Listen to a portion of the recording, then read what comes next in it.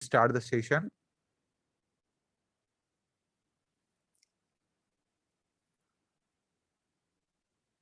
Okay, thank you. Students, I have told you in previous class about should have. तो मैंने should have के बारे में आपको previous class में बताया था. तो क्या कोई मुझे memorize करा सकता है कि where we can use should have?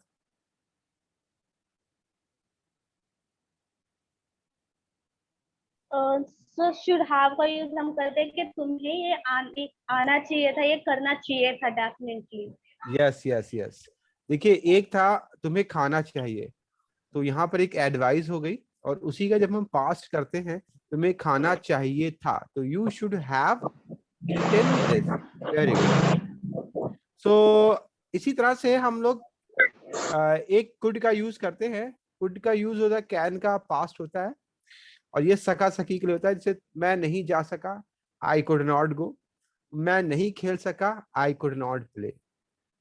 तो क्या कोई मुझे बता सकता है कि अगर मैं इसको ऐसे कहूं कि तुम ये कर सकते थे, तो वहां यू पर मुझे क्या कैन डू बोलना है? It. Can. You can do नहीं, it. नहीं, वो तो तुम ये कर सकते हो, वो तो प्रेजेंट के सिनेरियो में हो गया. पास के सिनेरियो में मैं तुमसे कहूं, जैसे सपोज दैट आपका कोई एक फ्रेंड है और उसको एक टास्क दिया गया, बट वो टास्क नहीं कर पाया, तब आप उससे कह रहे हो अरे तुम ये काम कर सकते थे. वहां पर आप किसको यूज करेंगे? You should have do it. तो वो तो हो गया तुम्हें ये काम करना चाहिए था, वो तो दूसरी You situation could. You could do it. चलिए मैं आपको बताता हूँ. I am going to tell you. So let me share my screen and please mute your mic.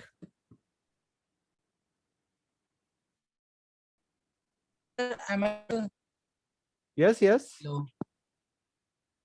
Sir, you could do that. Is it wrong? Yeah, I'm going to tell you the correct use of. Sir, you could do this, ना? नहीं नहीं नहीं नहीं, तुम ये काम I कर think सके, it's मतलब वहां पर तो वो कर सका, मतलब यानी कि उसने वो काम कर लिया. बट मेरी सिचुएशन क्या है, वो वहां पे काम कर नहीं पाया, तब आप कह रहे थे अरे तुम तो ये काम कर सकते थे. तो तुम ये काम कर सकते थे और तुम ये काम कर सके, दोनों में डिफरेंस है. ध्यान दीजिए आप जरा. Yes, sir. There is difference. There is a difference.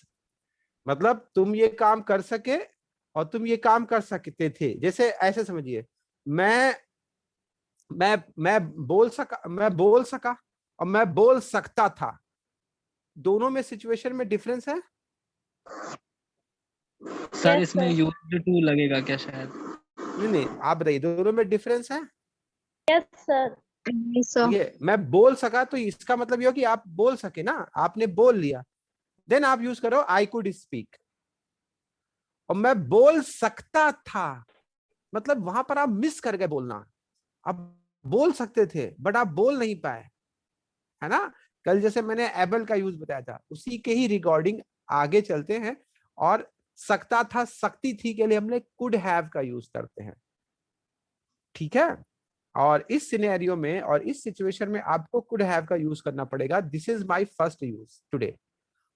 मैं डिफरेंसेस लेके बता रहा हूं सो दैट आपको क्लियर हो जाए कुड कब लगना है, कुड हैव कब लगना है. तो got it, could and could have difference पता चल गया आपको.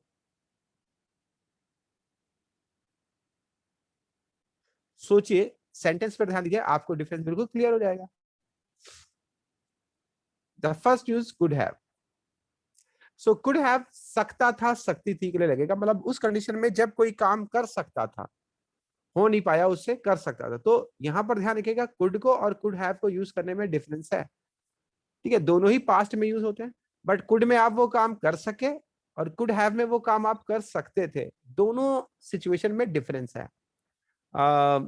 मैं जा सका और मैं जा सकता था, दोनों में डिफरेंस है.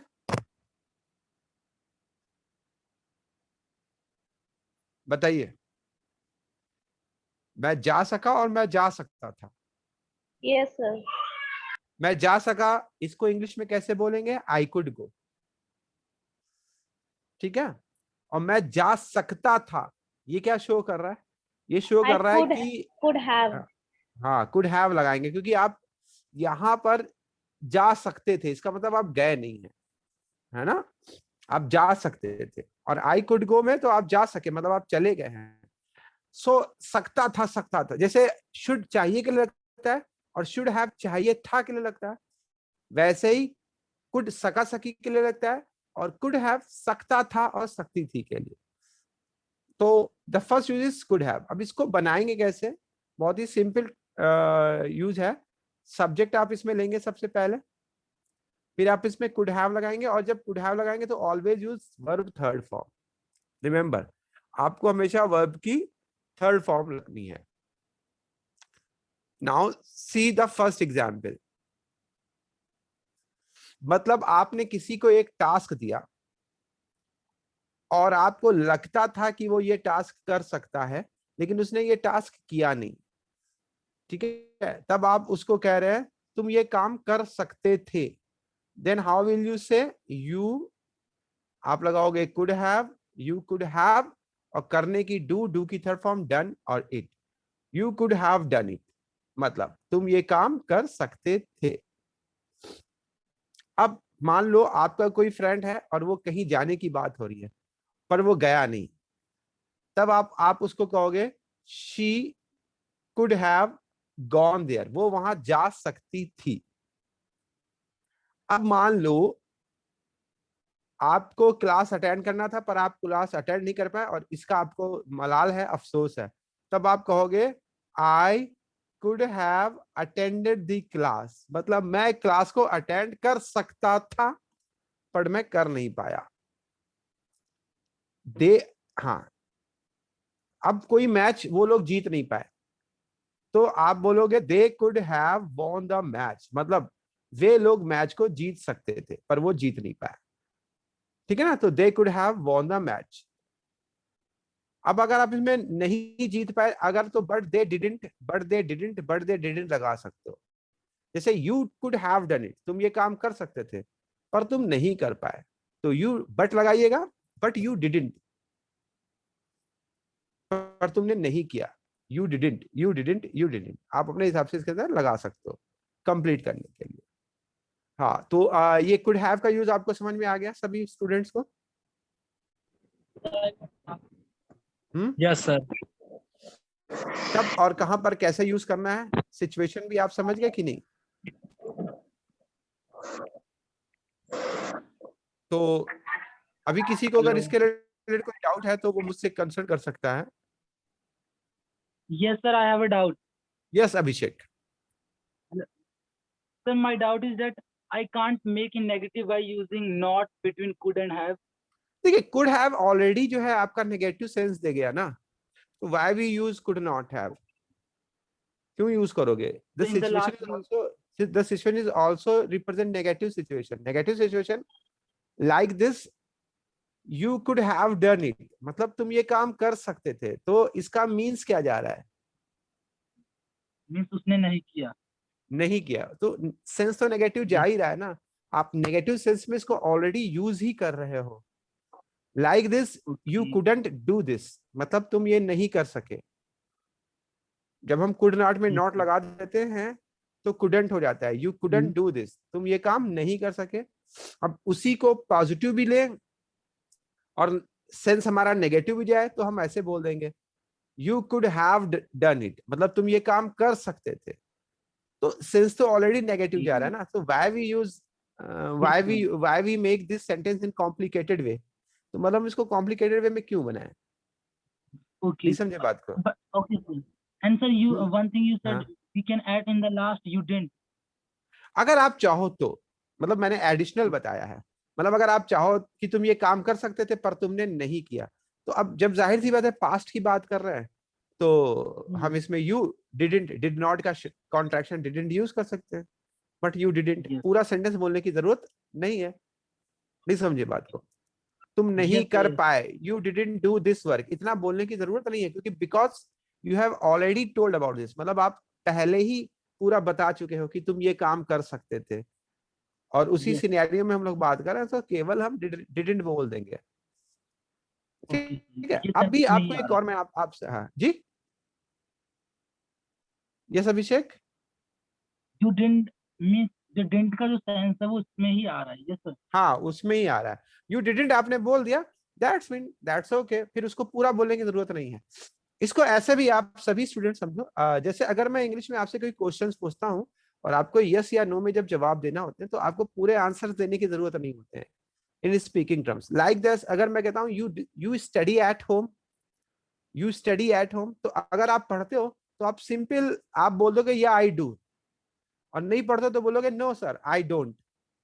तो आपको बोलने का पूरा जरूरत नहीं है या आई स्टडी या आई डोंट स्टडी, आप बोल सकते हो, बट आप चाहो तो केवल इतना बोल सकते हो। अगर मैं आपसे कहूं विल यू कम टुमारो, तो आप सिंपल आंसर दे दोगे यस सर आई विल, नहीं आओगे no sir I will not या आई वोंट। ठीक है, मतलब आप टेंस को देखिएगा कौन सी हेल्पिंग वर्ब यूज हो रही है उसी को लेकर बस आप आंसर दे देगा। अगर मैंने बोला कि have you done your work, yes sir I have, no sir I haven't, अभी तक के लिए येट लगा सकते हो, नो आई हैवंट येट। तो मैं इसमें पूरे पूरे आंसर नहीं दे रहा हूं। Got it? Yes sir, got it. Sir, one more thing. Yes, Sir, can you repeat again the difference between you could have done it and you could done it? हाँ, अब सोचो यू कुड नहीं, you could के साथ तो first form लगती है, you could do it. Okay, yes. You could do it means तुम ये काम कर सके, ये भी पास्ट में है, बट यहां पर अगर आप देखोगे तो यू कुड डू इट मतलब तुम ये काम कर सके, मतलब तुमने ये, इसका मतलब तुमने ये काम किया है, तभी तो मैं तुमसे कह रहा हूं यू कुड डू इट, तुम ये काम कर सके। नाउ यू कुड हैव, पहले यू कुड हैव का मतलब तुमने Okay. ये काम किया नहीं, तभी मैं तुमसे कह रहा हूं you could have done it मतलब तुम ये काम कर सकते थे।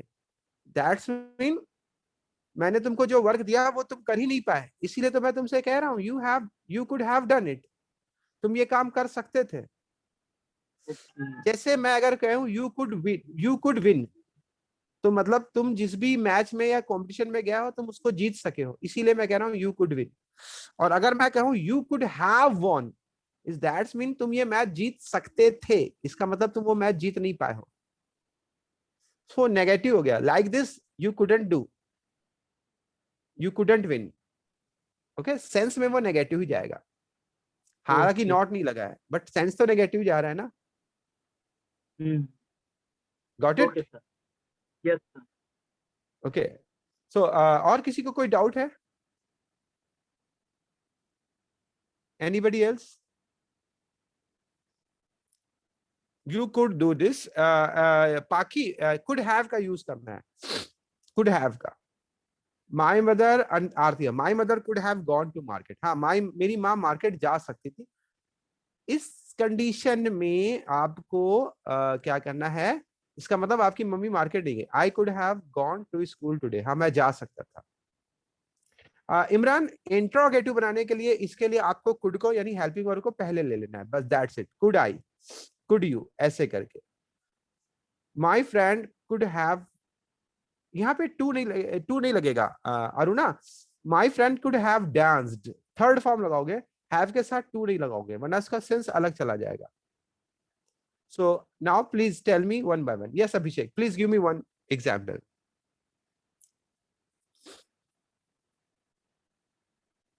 Okay Anju. He could have हाँ he could have lost her. हाँ, okay Anju please raise your hand, जो भी हैंड रेज करेंगे मैं उनसे ही क्वेश्चंस लूंगा। यस मीनाक्षी पल। Yes, sir. He could have cleared this exam. Very good,